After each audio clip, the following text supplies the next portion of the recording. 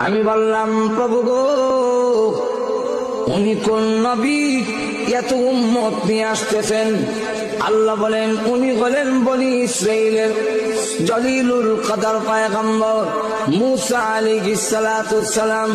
ওনার উম্মতের সংখ্যা হলো 6 লক্ষ। 6 লক্ষ উম্মত নিয়ে আসতেছে। আল্লাহর নবী বলেন, আমার চেহারাটা একটু মলিন হয়ে গেল। কেন মলিন হয়েছে? কিয়ামতের মাঠে এত উম্মত তো আমার হবে না। 6 লক্ষ উম্মত আমি কোথায় পাবো?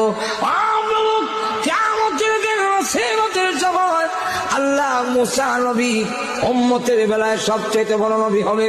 যেই মাত্র আল্লাহ নবী বলছেন, আল্লাহ রাব্বুল আলামিন তখন লাগ দিয়ে বলেন, নবী গো, আপনার উম্মত কে কে হবে? কারা কারা আপনার উম্মত হবে? প্রত্যেকের ছবি লৌহে মাহফুজের মধ্যে লটকানো আছে। এখনই আপনাকে দেখায় দিন। আপনি একটু ডান দিকে তাকান। রাসূল বলেন, আমি ডান দিকে তাকাইলাম, তাকায় দেখি শুধু মানুষের মানুষ। মানুষের ভিড়ের কারণে আমার ডান দিকে আসমান আর দেখা যায় না। আমাকে বলা হইল, আবার বাম দিকে তাকান। নবী বাম দিকে তাকাইছেন, তাকায় দেখেন শুধু মানুষের মানুষ। মানুষের ভিড়ের কারণে বাম দিকে আসমান দেখা যায় না।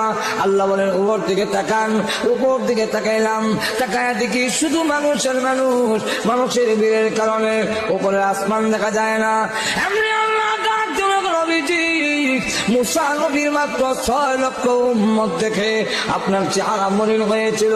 ডাইনে বামে উপরে 6 লক্ষ নয়, 6 কোটি নয়।